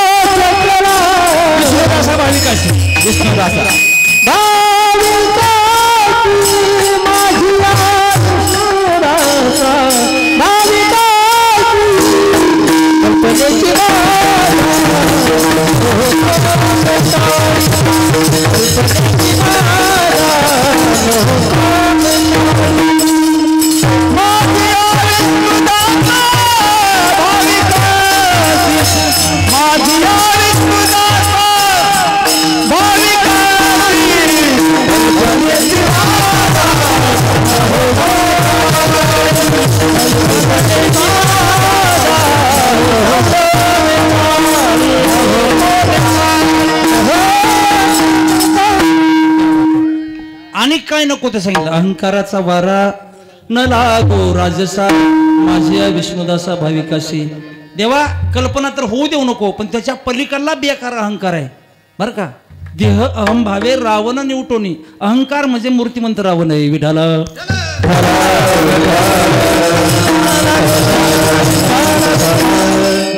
एकदा नारद तपश्चर्याला बसला भाऊ. कोण नारद. आणि नारद तपश्चर्याला बसल्यावर कामदेवानं आपल्या रतीला अप्सरा मेनका उर्वशी तिलोत्तमाला घेऊन त्याच्यामोर सप्ता घातला. हा सगळ्याची वाट लावली. मला नारद कशी तपश्चर्या करतो बघतो. पण नारद देवऋषी आहे. नारदानं डोळं झाकलं. त्यानं एवढं बी चाळ बांधून नाचल्या बाया पण नारदाचं चित्त हल्लं नाही. शेवटी 7 दिवसाचा सप्ताह झाला. 8व्या दिवशी काला झाला. गोशा गुंडाळला आणि मदनानं जाऊन कामदेवानं जाऊन नारदाचं पाय धरलं. नारदा भल्या भल्याची मॅच जिरविली पण तू का माझीच जिरविली म्हणला बरं का. तू जिंकला मी हारलो. मदनानं अर्थात कामानं शरणांगती पत्करली. कुणापाशी नारदापाशी. नारद खुश. हा काम जिंकिला पण नारदाला अहंकार निर्माण झाला. माझ्यासारखा मीच. नारद लागलं उड्या हाणायला. अहंकार निर्माण झाला. उड्या हानीत हानीत बापाकडे गेलं. कुठं सत्य लोकात ब्रह्मदेवाकडे. ब्रह्मदेव त्याचा बाप आहे. ब्रह्मदेवाकडे गेलं. लईच उड्या हाणायला लागलं. येडेवणी करायला लागलं. ब्रह्मदेव म्हणला नारद्या काय झालं. आता लई येडेवणी करायला लागलो. पोराला लाडानं मुळतं इकडे बरं का. ती म्हणला काय झालं म्हणून काय विचारता. तुम्हाला जे जमलं नाही ते पठ्यान केलं म्हणला. कळतं का. बापाला काय म्हणतं तुम्हाला जे जमलं नाही मी केलं. मला काय जमलं नाही. गप्पा घे म्हणला. तुमची पार पुराणात कीर्ती आली बरं का. तुमच्या फायली पाक दप्तर ओपन झालं म्हणजे 18 पुराणात. काय झालं मी काय केलं. अहो ते नाही का म्हणजे कामानं तुम्हाला हरवलं. अर ते वय म्हणला. कारण ब्रह्मदेव हा देव होता. नीट ऐका, महत्वाचा ऐका. किती जरी नालायक बाप असला, ऐका बरं का, किती जरी नालायक बाप असला, आपल्या पुरुषच्या खांद्यावर कधी हात टाकीत? कळतं का तुम्हाला? कसला जरी बाप असला, साप जरी असला, पुरीच्या अंगावर हात टाकत नाही स्वतःच्या. कळतं ना? ब्रह्मदेव नावाचा बाप आहे, देव आहे. कोण आहे? देव आहे. या ब्रह्मदेवानं त्याच्या सरस्वती अर्थात शारदा नावाच्या पुरीवर हात टाकला. कामानं व्याकुळ झाला आणि तिच्या मागे लागला. कुणाच्या? स्वतःच्या. वेदांताचा गोवा कंडाभिलासी वेद नाही ऐसे सांगितलं, वेद नाही ऐसे सांगितलं. वेदांताचा गोवा कंडाभिलासी वेद नाही ऐसे सांगितलं. वेदांताचा गोवा कंडाभिलासी वेदांताचा गोवा कंडाभिलासी वेदांताचा गोवा कंडाभिलासी वेद नाही ऐसे सांगितलं, वेद नाही ऐसे सांगितलं. वेदांताचा गोवा कंडाभिलासी वेद नाही ऐसे सांगितलं, वेद नाही ऐसे वेदार्थाचा गोवा कन्याभिलासी वेद नाही ऐसे, वेद नाही ऐसे सांगितले. स्वतः कामानं वर्णन केले, ज्ञानोबराय वर्णन करतात. मज कामाचे निघाये ब्रह्मा कन्येशी धरू जाय, पाराशर्य केले काय भोगिनी पायी दिवा दुर्गंधा. मज कामाचे निघाये ब्रह्मा कन्येशी धरू पाहे. कामानं व्याकुळून ब्रह्मदेव स्वतःच्या पुरीच्या मागे लागला. पुराणात निंदा झाली, वेदांनी ब्रह्मदेवाची निंदा केली. त्याच्या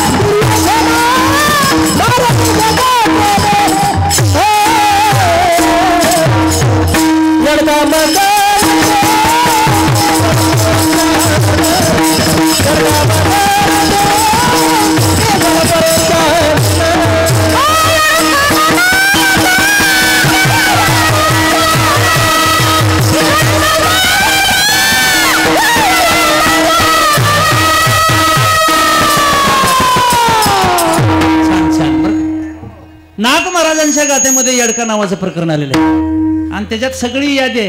बरं, यादी म्हणजे लाडुळ्याची, रातंजन, मुंगशी, सर्जापूर असली यादी नाही. बरं, यादी म्हणजे त्रैलोक्याची यादी आहे, कैलासाची यादी आहे, वैकुंठ लोकाची यादी आहे, सत्यलोकाची यादी आहे.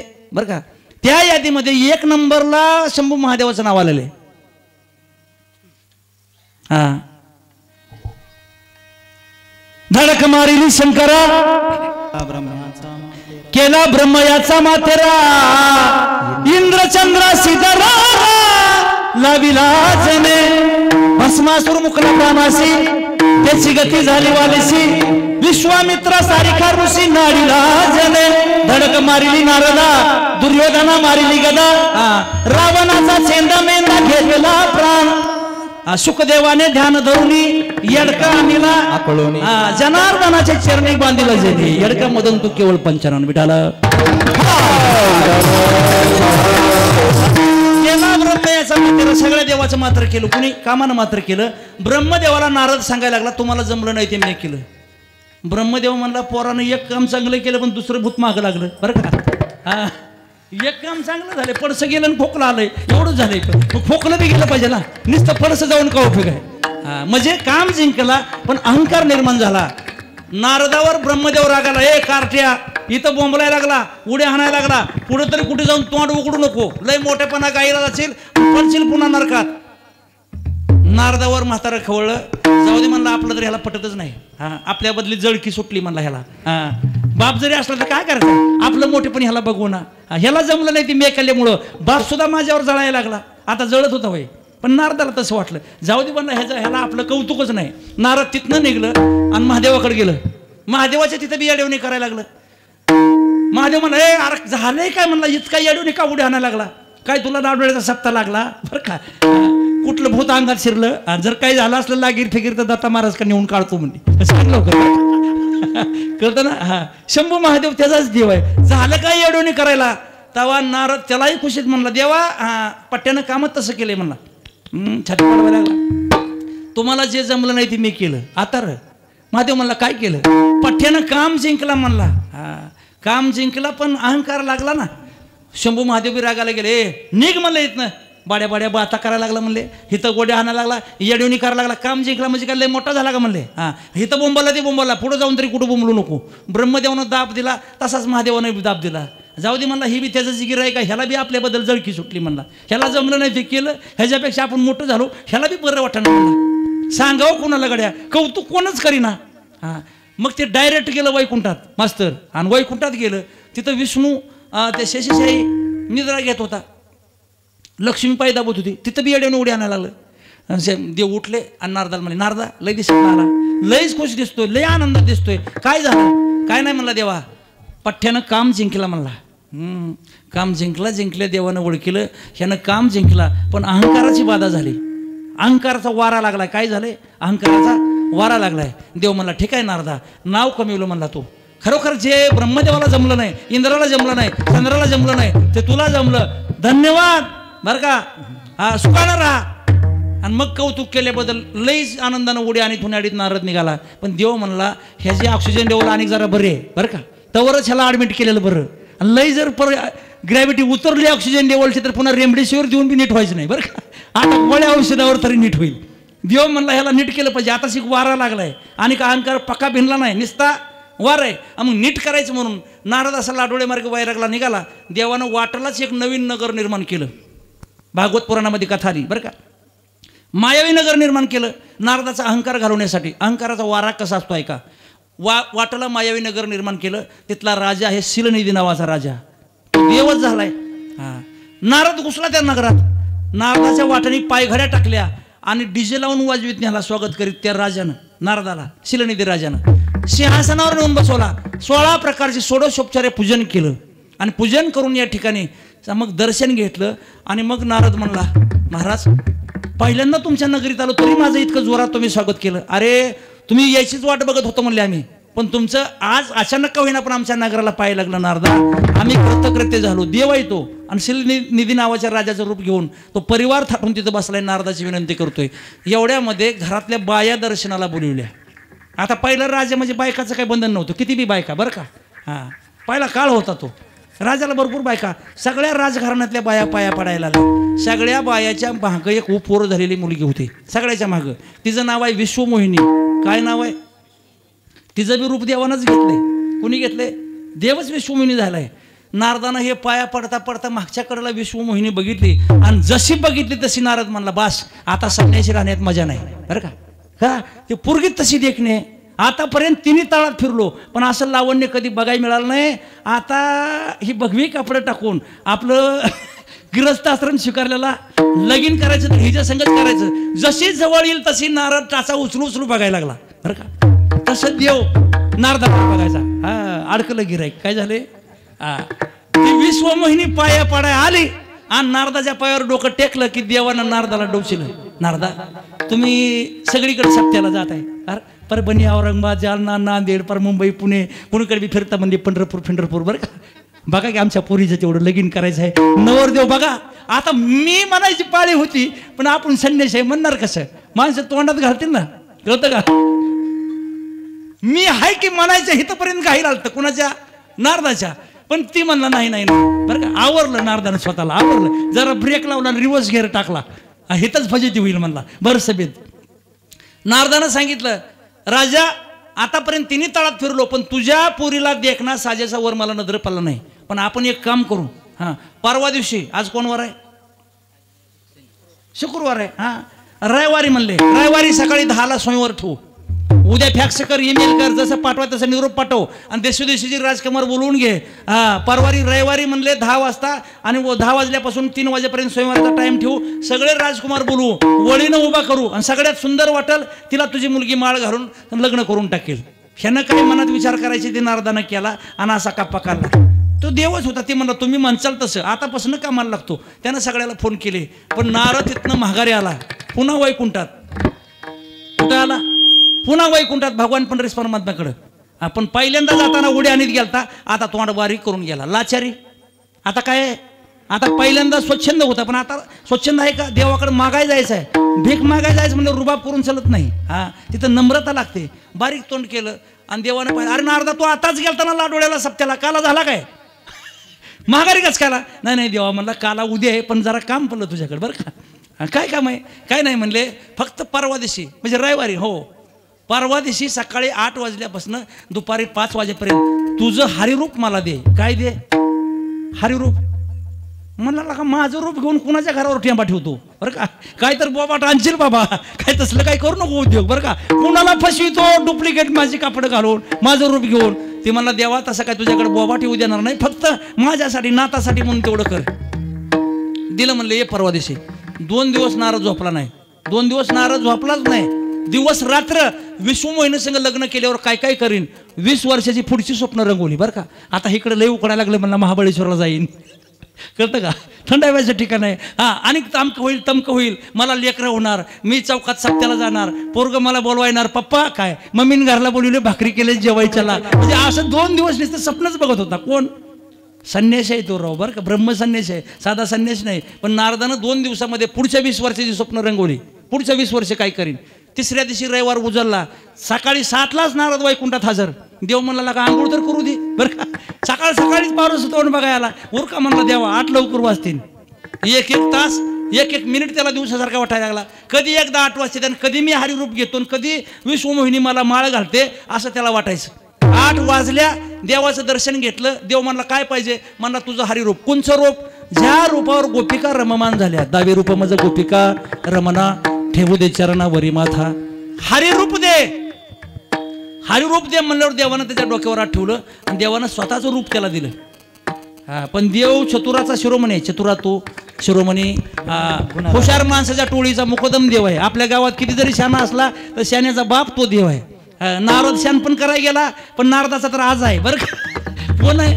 बापाचा बाप आहे. नारदाच्या बापाचा बाप आज आहे. देवानं काय करायची ती खोड केली, नारदाला हरिरूप दिलं. नारद उड्या हानीत शिलनिधी नावाच्या राजाच्या नगरीमध्ये सगळ्याच्या आधी हजर, पहिल्या नंबरला उभा राहिला. राजकुमार आले. 10 वाजता राजकुमाराची लाईन लागली, जशी टाळकरीची रांग आहे तशी 1 नंबरला नारद खुशमध्ये गडी बरं का. त्याला असं वाटायचं जगात देवापेक्षा देखणा कुणी नाही. सगळ्यात देखणा कोण आहे शास्त्रात? पुरुष मदन. शास्त्रात कोण देखणं आहे? पण त्या मदनाचं ज्ञानोबरांनी ज्ञानेश्वरीत वर्णन केलं. जयाच्या सौंदर्यापुढे, जयाच्या सौंदर्यापुढे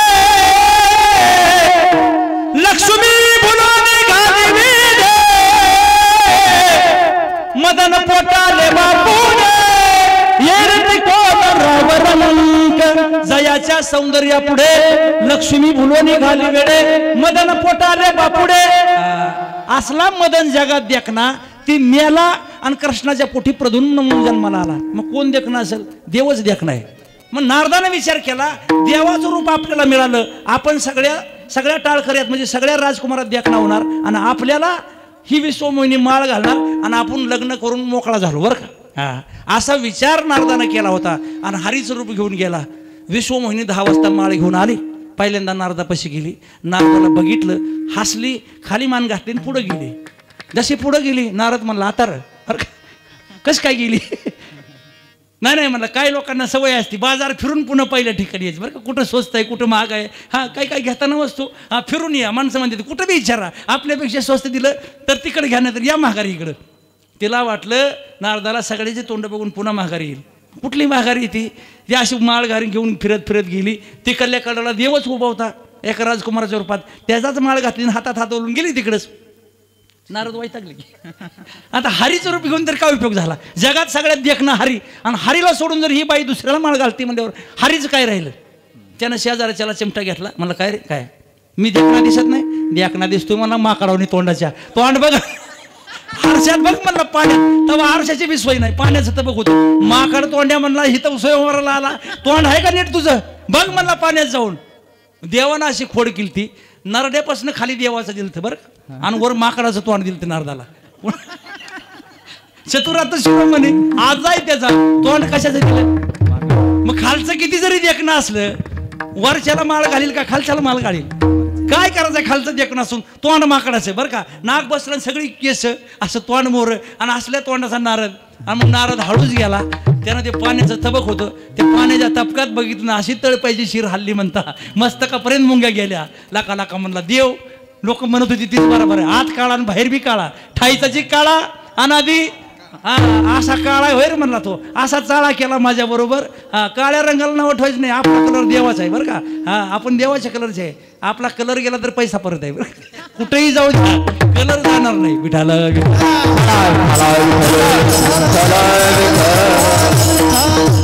देवाला शिवाय द्यायला लागला, पण देवाकडे गेला तन करत. देवाला म्हणला देवा तो असं फसवलं, मला हरिरूप दे म्हणलं होतं, मग हे असं कसं काय दिलं. देव म्हणला हरी या शब्दाचे दोन अर्थ, हरी म्हणजे मी आणि हरी म्हणजे दुसरा माकड. मराठीत दोन अर्थ आहेत हरी शब्दाचे, हरी म्हणजे देव आणि हरी म्हणजे माकड. तो कोणचा हरी सांगितलं नाही म्हणून दोन्ही बी दिलं बरं. निमा हरी निमा हरी बरं. देव काय आपल्या उडी देतोय. चतुरात शिरोमणी अहंकाराचा वारा, अहंकार झाला तर नारदासारखा खानदानी भजण्या बिघडला बरं का. नारदासारखा निस्ता वारा लागला तरी उग देवानं म्हणून नीट केला. म्हणून अहंकाराचा वारा लागू राजसा माझ्या विष्णुदासा भाविकाशी.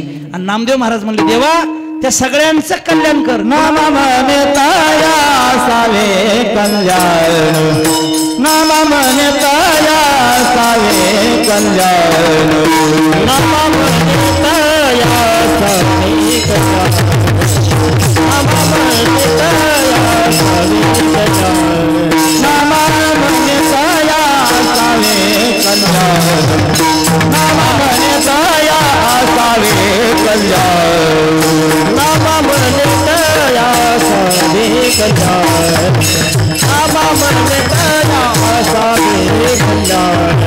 जानकी निधान पांडुरंग, जानकी निधान पांडुरंग, कल्पनेची बाधा नव कोणी पाळू, कल्पनेची बाधा नव कोणी पाळू. जावी निधान पांडुरंग, जावी निधान पांडुरंग, कल्पनेची बाधा नव कोणी पाळू, कल्पनेची बाधा नव कोणी. संत मंडळी सुखी असो,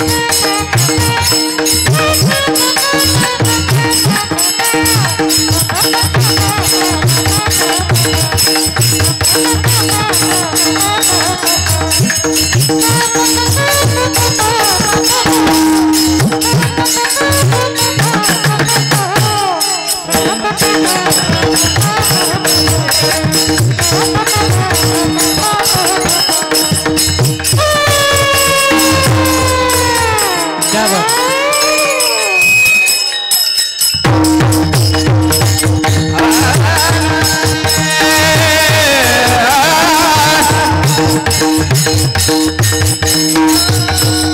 ही संत मंडळी सुखी असो. ही संत मंडळी सुखी असो.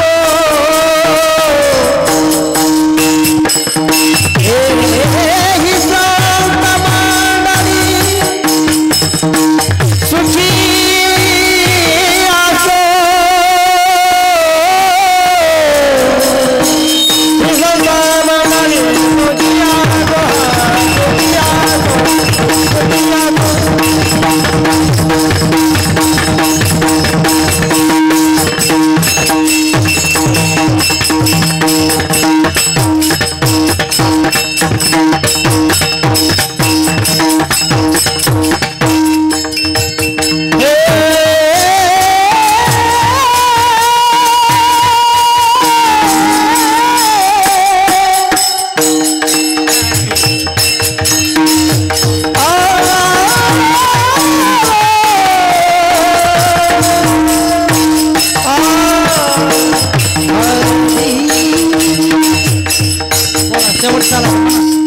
ही संत मंडळी सुखी असो. ही संत मंडळी सुखी असो.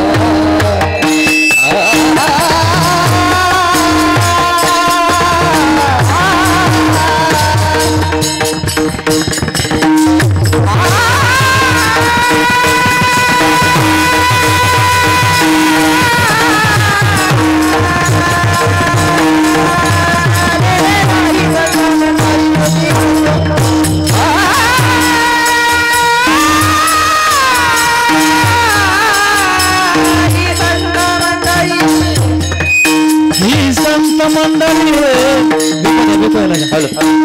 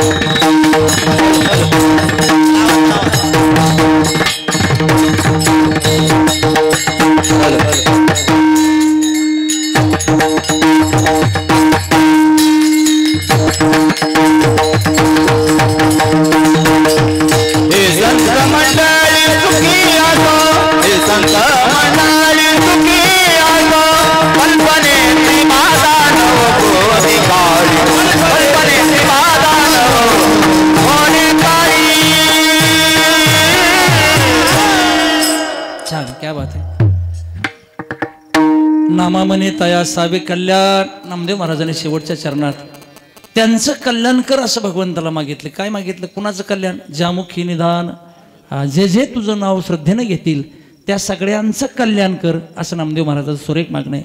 आपण सुद्धा भगवंताकडे मागत असताना नश्वर जीवनातील काही मागू नये. तीनच गोष्टी लोक मागतात: धन, दार आणि पुत्र आणि सत्ता. चार गोष्टीच्या बाहेर आपला प्रपंच नाही. सत्ता पाहिजे, पैसा पाहिजे, चांगली बायको पाहिजे आणि पोरं पाहिजे, काम ऐकणारी. बरं का, ही सगळी एवढी झाली की बाकी कोणाला काही लागत नाही. पण नामदेव महाराज म्हणजे धन, दारा, पुत्र, जन, बंधू, सोयरे सर्व मिथ्या हे जाणून शरण रेगा देवाशी.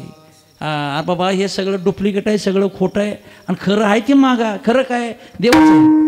संत आणि देव हे खरेत, त्यांच्यासाठी मागा, त्यांच्यासाठी जगा आणि देवाचं नामस्मरण तुम्ही केलं तर देव अविनाश तुम्हाला अविनाश करील. त्या सगळ्यांचं कल्याण कर असं मागणं. ज्ञानेश्वर माऊली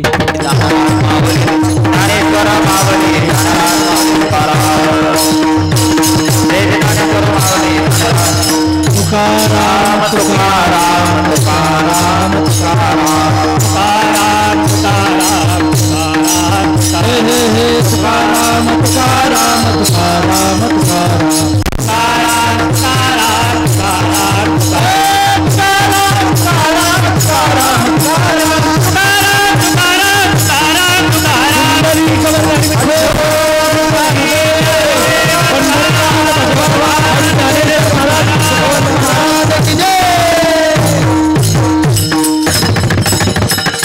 क्या बात आहे. अकल्पाविष्य व्हावे तया कुळा, माझ्या सकळा हरीच्या दासा, कल्पनेची बाधा न हो कवनी काळी. ही संत मंडळी सुखी असो, अहंकाराचा वारा न लागू राजसा, माझ्या विष्णुदासा भाविकाशी. नामा म्हणे तया सावे कल्याण, ज्या मुखी निधान पांडुरंग, कल्पनेची बाधा न हो कवनी काळी. ही संत मंडळी सुखी असो. आजच्या मागण्याच्या दिवशी संत शिरोमणी नामदेव महाराज यांचा सुंदर या ठिकाणी अभंग मागण्याच्या प्रकरणातील घेतला. जसं संतांनी या ठिकाणी मागणं मागितलं तेच मागावं, तेच मागणं उचित आहे. बरं का, देवाकडे जाऊन देवाला सगळं मागणं, देव सोडून अनुचित मागणं. बरं का, आणि देवाकडे जाऊन देवच मागणं हे उचित मागणं आहे. मग देवाकडे जाऊन देवच मागा, नस्वर संसारातलं काही मागू नका. काय मागावं हे कळावं म्हणून संतांची मागणी प्रकरणातले अभंग आले. या अभंगावर यथामती यथाशक्ती सुंदर असं या ठिकाणी चिंतन, त्या चिंतनासाठी सगळे टाळकरी मंडळी, सगळे गुणवंत या ठिकाणी गायनाचारी महाराज मंडळी, आदरणीय आमचे मृदंग सम्राट तालमणी अमर महाराज, पेटी मास्तर या सगळ्यांनी या ठिकाणी उत्कृष्ट सहकार्य केलं. स्पीकरवाले त्यांनी या ठिकाणी सुंदर सिस्टीम लावली. शेवटपर्यंत अगदी माझा आवाज सगळ्यांचा आवाज तुमच्यापर्यंत व्यवस्थित पोचवण्याचं कार्य त्यांनी केलं. सगळ्यात महत्त्वाचं म्हणजे आता आपलं हे प्रक्षेपण लाडोळे गावातलं अख्ख्या भारतवर्षभर होणार आहे असे आमचे कृष्णादादा यूट्यूब चॅनलवाले, त्यांच्यासाठी एकदा सगळ्यांनी टाळ्या वाजवा बरं का. सगळ्यांना तुम्हाला त्यांनी चित्रात घेतलेलं आहे आणि सगळ्याच्या मोबाईलवर सगळे तुम्ही दिसणार आहात. ते तुम्ही आपण कुणी गेलं ही जग सोडून तरी पुन्हा हे दिसणार आहे. हे महत्त्वाचं काम अमर काम त्यांनी केलेलं आहे बरं का. सगळ्यांचं पुन्हा शेक धरून व्यक्त करतो. आदरणीय गुरुवारी दत्ता महाराज, आदरणीय शशिकांत भाऊ, आयोजक मंडळी, संयोजन मंडळी, जवळजवळ चालू सप्ताह झाल्यापासून 12 वर्षात माझं सुद्धा एक तप झालं बरं का. इथं एक बी वर्ष खडा नाही. 12 वर्षाचं ह्या सप्ताहाबरोबर माझंही तप झालेलं आहे. 12 वर्षाची सेवा आहे. इथून पुढे असाच या ठिकाणी 16 उतरावा आणि सगळ्या लाडोळेवासियांना विनंती करील बरं का.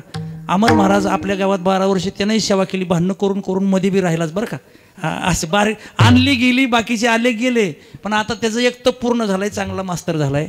100-200 पोरं त्याच्याकडे. आपल्यातली 10-20 पोरं शिकली तर आपल्या गावाला एक पिढीपर्यंत पुन्हा भानगड नाही बरं का. सगळ्यांना विनंती आहे, ज्याच्या पोरांना या ठिकाणी शिकू वाटतं त्यांनी परमार्थात घाला. शिक्षण बी शाळेचं बी चालू राहील आणि क्लास बी चालू राहील. कुठली तरी कला, भजन, कीर्तन, मृदंग काहीतरी या ठिकाणी शिकलं तर त्या जगण्याला किंमत आहे. जीवनाचा खरा आनंद कलेमध्ये आहे. कुठलीही कला असू द्या, गायकीची कला असू द्या, वादनाची कला असू द्या, पेटीची कला असू द्या, स्पीकरची कला असू द्या बरं का, कीर्तनाची कला. कीर्तनसुद्धा ही कलाच आहे, भक्ती नाही. ही सामूहिक भक्ती नाही. भक्ती ही एकांतात होते, लोकांतात होत नाही बरं का. भक्तीचं साधन वेगळं. भक्ती कशी करावी हे सांगण्यासाठी कीर्तन आहे.